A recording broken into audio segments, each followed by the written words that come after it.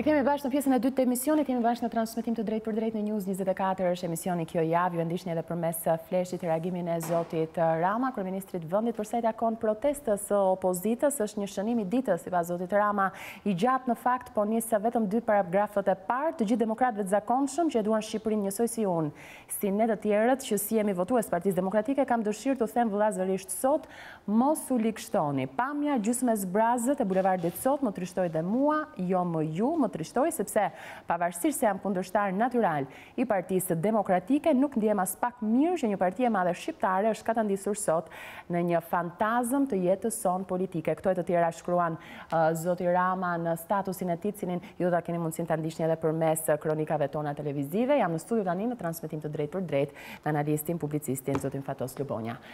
Zoti Lubonja, përshëndetje. Edhe të fundjavë në Kjo javë në News 24. Një koment do doja fillimisht për protestën e ditës sotme, protestën e dytë.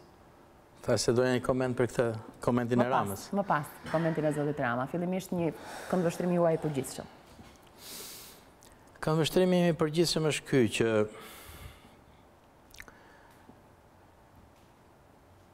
kur dëgjoj analizat, dëgjova ata 10 folësit bashkë me Bashën,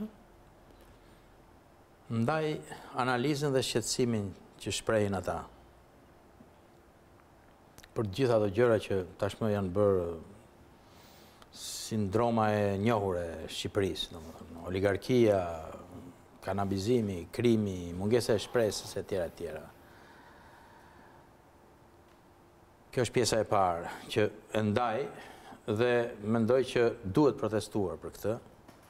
Do doja më shumë njerëz që të protestonin. Tek e dyta, njerëzit që protestojnë ose nuk protestojnë, pastaj mendoj se përgjithsisht në sheshin që pam, janë ende njerëzit që janë direkt të lidhur më shumë me Partinë Demokratike në mënyrë ose mënyrë tjetër, sigurisht ka dhe të rinj, kishte diçka të re që kishin dalë të rinj për të folur, nuk kishin dalë do figurat e vjetra, Berisha e tjera, që është një tendencë për të thënë që kjo është një lëvizje popullore dhe jo një lëvizje e Partisë Demokratike, por që ka shumë njerëz akoma që edhe pse ndajnë, ku bëj pjesë dhe unë, edhe pse ndajnë atë analizë, edhe pse ndajnë atë ndjejnë proteste ndaj kësaj keqqeverisje, nuk shkojnë të bashkohen në atë bulevard për të bërë vërtet një masë e madhe që do ta vinte vërtet në krizë këtë qeverisje arrogante, për shkaqe që dihen, shkaqet janë e kaluara, mosbesimit e politika, lodhja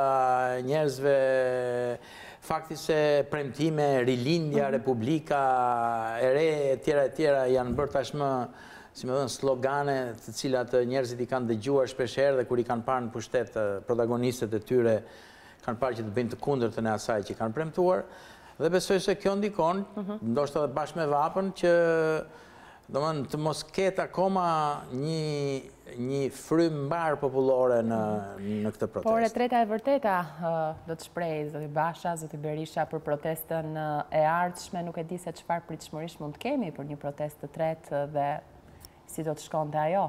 Ndërkohë që zoti Rama thotë mos u likshtoni dhe këtu madje me pamjet e erët të live streami që ka si gjithmonë që shoqëron zotin Rama, ka patur pamje nga protesta për të bërë ndoshta edhe konstatimin e boshllëqeve që përmend.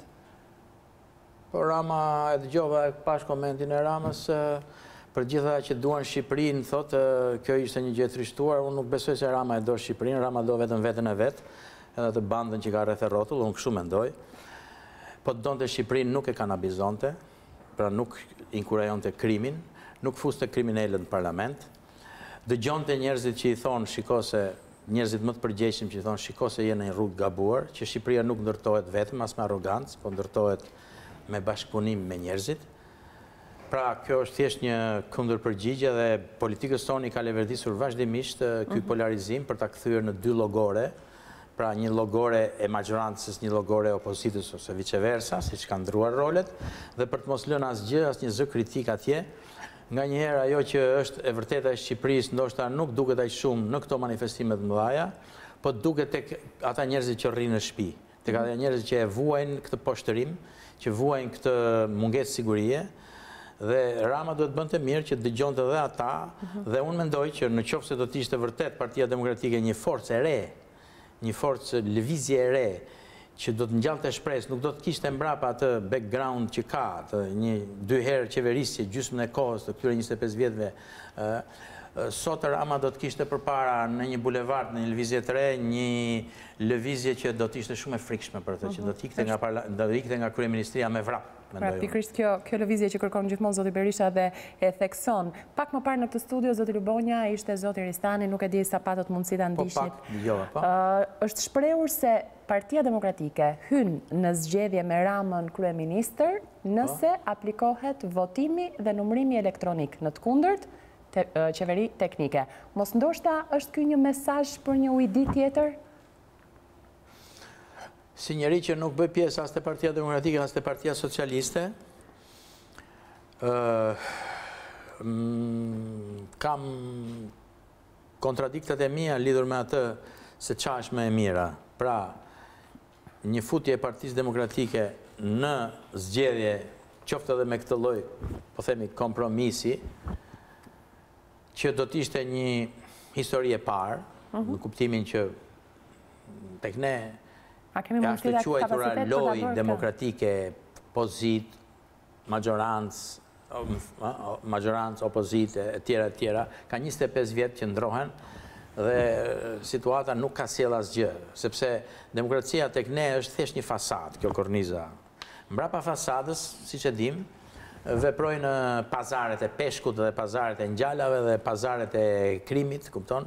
Dhe këto janë institucionet e vërteta që qeverisin Shqipërinë. Kështu që një futje e Partisë Demokratike në zgjedhje, qoftë fiton, qoftë nuk fiton, me një kompromis me këta, sigurisht i u pëlqen dhe ndërkombëtarëve, njerëzve për një lloj stabiliteti, po do jetë vazhdimi i sëmundjes, i krizës, i kronikës së njohur tashmë. Ndërsa një parti demokratike që nuk hyn në zgjedhje, gris këtë fasadë. Edhe duke e grisur këtë fasadë, nxjerr sheshi se çfarë janë institucionet që punojnë mbrapa, dhe ndoshta mund të krijonte kushtet për një lëvizje të re, qoftë vetë kjo parti që duhet transformohet e gjitha për krijuar këtë lëvizje të re, qoftë për një situatë tjetër. Pra, kam kontradiktat e mia, nuk është se mund të zgjedh njërin ose tjetrën, ndërsa biseda nëse me çfarë kushtesh këta hynë e nuk hynë në zgjedhje, sepse kështu duan ndërkombëtarët, është për mua një bisedë e njohur, një histori e njohur, i kemi parë tek krokodili, tek peshku, tek njalat, tek Ligjeri Lalzi, tek kudiun, se si kanë bërë pazare me njëri tjetrin këto forca politike dhe populli është gjithnjë më keq në gjendjen e tij. Të njohura janë gjithë negociatat që janë zhvilluar me ndërkombëtarët, këtu duat ndalemi në fakt, sepse e pa njohur është e hëna se çfarë do të sjellë me anë të zyrtarit amerikan. Dhe ndoshta mund të arrihet një kompromis, mund të arrihet një zgjidhje e kësaj situate. Sa afër e mendoni këtë, apo larg? E thash edhe një herë, domethënë një qeveritar i huaj që vjen dhe zgjidh sherrin e disa fëmijëve që nuk bëhen dot të rritur, është një mjerim i Shqipërisë për mua, ka qenë dhe mbetet një mjerim, në kuptimin që këta fëmijë duhet rriten dhe të zgjidhin punët vetë dhe jo të vinë gjithmonë të rriturit dhe t'ju thonë rrini mirë, rrini urt, ti merr këtë kërbaçin, ti merr këtë karrotën ose ti merr çik kërbaçin, çik karrotë, edhe vazhdoni shkoni atje. Domethënë e kemi parë. Dyshoj shumë se kjo do jetë një zgjidhje, sigurisht mund t'i nënshtrohen ose mund të mos i nënshtrohen. Unë mendoj se, personalisht, mendoj që në qoftë se vërtet Lulzim Basha ka vërtet një projekt për një republikë të re, për një Shqipëri tjetër, do të krijojë vërtet një autoritet, do të krijojë vërtet një gjë të re në këtë vend, i duhet punë, dhe ndoshta do të ishte më mirë të mos hynte fare këto zgjedhje me urdhën e amerikanëve apo me urdhën e evropianëve, por ama të ndërtonte vërtet një lëvizje popullore të njerëzve të papërfaqësuar në Shqipëri. Ndërsa vjen amerikani, ju thot hyni ose dilni, kjo është për mua një, siç thash, një skenari i njohur që atyre ju vjen shumë për komod, ruhet fasada, siç thash, por mbrapa fasadës do kemi të njëjtën lojë ku oligarkët tërheqin fijet e këtyre pupacëve, këtyre kukullave që janë politikanët tanë, me Ramën, me Metën, me tjerët, në një sistem kriminal që po varfëron shqiptarët dhe po bën që të hiqin nga Shqipëria. Kështu që nuk është se nuk kam kontradiktat e mia se sa mund tjetë vërtet i aftë Basha ta ndërtoj këtë lëvizje të re, apo sa kjo lëvizje re mund të lindi nga forcat reja për te i Bashës, ky është një problem. Kam dyshimin që në Shqipëri dhe mund të instalohet një diktaturë që do rrëzohet pastaj kur t'i vi fundi, ashtu si që ka ardhur fundi diktaturave të shëmtuara, se do të rrëzohet një ditë, nuk mund të shkoj, por ndër dy zgjedhjet që janë të dyja me kontradikta, preferoj më shumë atë që të qirret maska e këtij sistemi, gjëja demokratike, kësaj fasade, gjëja demokratike, dhe shqiptarët të zgjojnë dhe të marrin fatet e tyre në dorë, qoftë me PD-n, qoftë pa PD-n. Aq shumë lakohet Republika e Re, zoti Lubonja, dhe në fakt madje kryetari i Partisë Demokratike e shpalli sot zyrtarisht Republikën e Re. Sipas tij, por në fakt eksponent ndryshëm brenda Partisë Demokratike e quajnë një republikë imagjinare. Po ka një problem, sipas mendimit tim, ka një lidhje të shkurtër që ka bërë Basha për një kohë shumë të shkurtër nga qeveria teknike për zgjedhje të lira e të ndershme, që është thjesht një gjë teknike, që krijojmë zgjedhje të lira, tek një qeveri e re, tek një republikë e re. Duket sikur Republika e Re përdoret si metaforë që me ne do ndryshojë ashtu siç përdori Rama fjalën rilindje. Shikoj çfarë rilindje kemi, ku kemi njerëzit nërë për rrugë. Domethënë, është pak një slogan i cili duhet mbushur me përmbajtje. Nga ana tjetër, mendoj se kur flitet për Republikë të Re ka një problem, dëgjova me vëmendje sot edhe fjalën e Bashës. Domethënë, kur flitet për një Republikë të Re, nuk është se do vi Partia Demokratike do bëjë një Republikë të Re. Republikën e Re do ta bëjmë të gjithë. Për shembull, tha në Republikën e Re do ketë 9% taksa. Po ky mund të jetë programi i një partie të djathtë, 1, 2, 3, që në një farë mënyre ka pak taksa, po jo në një republikë. Në një republikë ka edhe parti të majta dhe parti të djathta. Në një republikë, mendimi im nëse do, është ky, që këtu ne s'kemi republikë fare. Sepse republikë do të thënë gjë res publika, gjë publike. Ky është kuptimi i fjalës republikë. Ndërsa ne këtu kemi gjë private. Ky është një shtet i privatizuar nga bandit, nga njerëz që nuk duan t'ia dinë për gjën publike, që për ditë po e shkatrojnë gjën publike. Kështu që normalisht këtu duhet themeluar një res publika, një gjë publike, që nuk është themeluar ende, pra jo Republike e Re, po një republik më në fund, që se kemi pas një diktaturë deri dje, dhe sot kemi një vazhdim të asaj diktature në një formë tjetër të shëmtuar. Prandaj, mendoj se ajo republika pa e Re, po Republika e Shqipërisë më në fund, duhet ndërtohet nga të gjithë, dhe jo nga një parti e vetme, që ka programet e vetme, që në nënkupton dhe forcat tjera, është pra duhet jetë një vendosje, nëse mund ta shpreh në formë tjetër, e shtetit të së drejtës në Shqipëri, që nuk ekziston, pra i shtetit ku ligji është më i rëndësishëm se personat. Gjerëm sot kemi personat më të rëndësishëm se ligji, banditët më të rëndësishëm se ligji. Ky është thelbi i asaj që duhet ndryshojë në Shqipëri. Ne folëm shumë për pjesëmarrjen në këtë protestë. 600.000 tha, 70.000 përmend tani Partia Demokratike, që nësi kanë shifrat e ke fundit për pamjen që edhe mund të shihet, por një gjë është e sigurt të zoti Lubonja, se masat e sigurisë kanë qenë më të shumta të marra ndonjëherë, të paktën nga sa mund shihen teren apo referuar nga gazetarët tanë. Pse ndodhte kjo? Mos ndoshta u lakuaj shumë edhe kavaja që nuk u realizua përsa i takon sinjaleve që mund të ketë patur për protestë të dhunshme, apo eksponent ndryshëm që mund të shkaktonin konflikt? Po, unë mendoj se këtu ka një frustrim të madh nga ana e opozitës, që gjithmonë akuzohet do bëjë gjëra të tmerrshme, të dhunshme ndaj këtej, dhe populli nuk shprehet dot. Domethënë, në fakt kuptimi edhe se dhunë ka pas gjithandej, po ne kemi një problem shumë të madh, se vërtet ka pas dhunë gjithandej, në kuptimin që edhe në Greqi, edhe në Itali, ka dhunë digjet, janë djegur.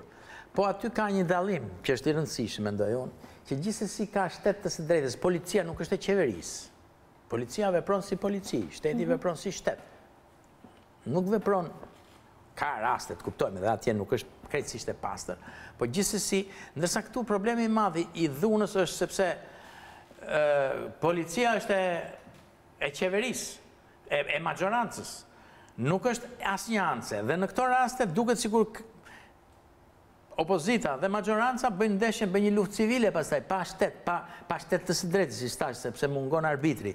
Dhe ky është shqetësimi i madh, pra që mund të degenerojë në një luftë civile dhe këtu inkurajimi i dhunës është problem, mendoj unë, inkurajimi i dhunës është problem, po edhe ky frustrimi që s'duhet bëjmë dhunë, se dhunë po bëjnë ata normalisht, edhe qeveria dhunë po bën, në një formë tjetër, merr vendime në mënyrë të dhunshme, bën gjëra në mënyrë të dhunshme, pa pyetur fare. Kështu që mendoj se ne jemi dhe shumë në presionin ndërkombëtar, shiko si do bëjnë dhunë, do destabilizohet rajoni dhe populli rri qetë dhe nuk dim se çfarë do populli pastaj në fund fare.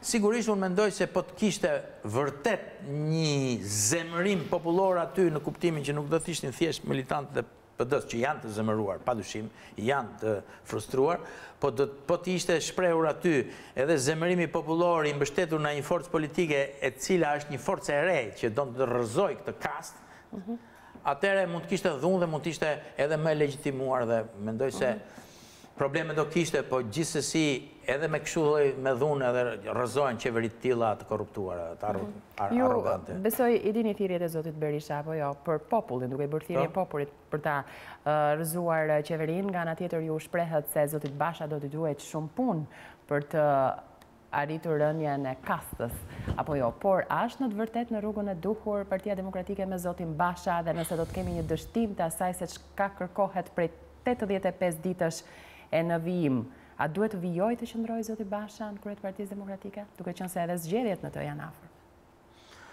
Këtë nuk e vendos dot unë, ata dinë më mirë situatën e tyre, dinë edhe ata më mirë qëllimet e tyre. Në qoftë se ata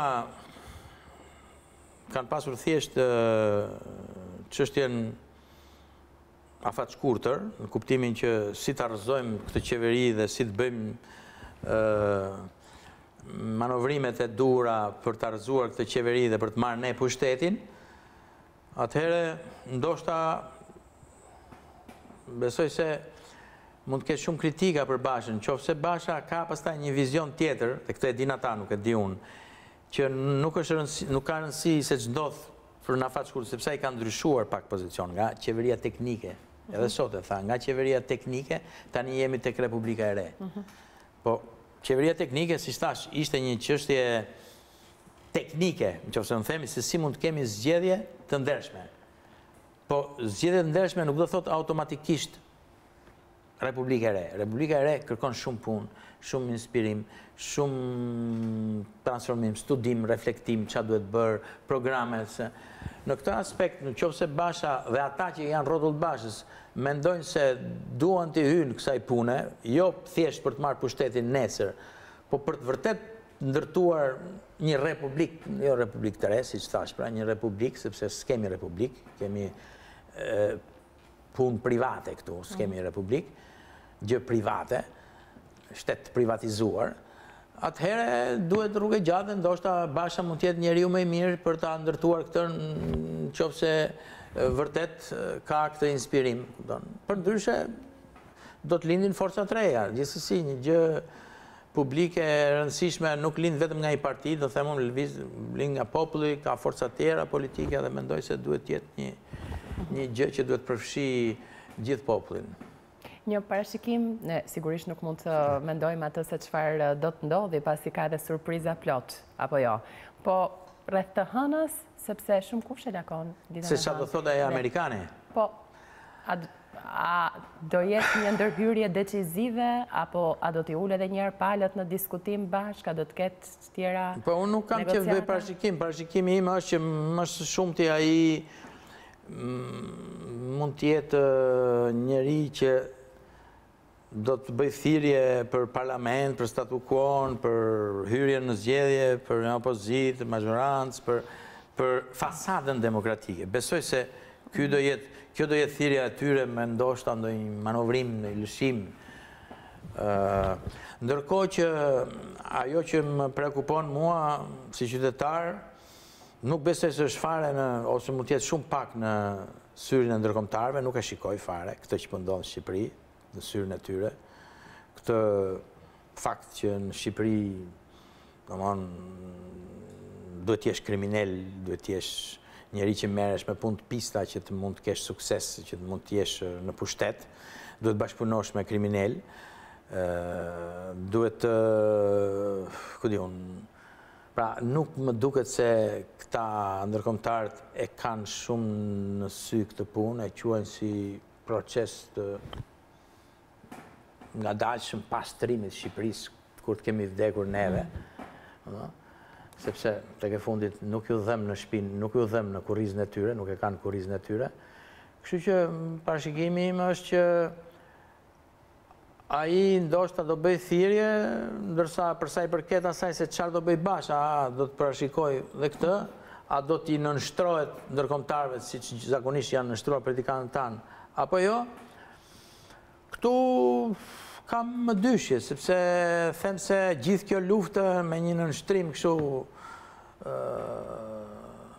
futni bishtin ndërshale dhe hynin në parlament, do t'ishte një vdekje edhe morale e gjithë kësaj që kanë bërë gjemë sot. Fakti janë zhvillime kulminante, mbetet për të parë koha është para. Faleminderit zoti Lubonja që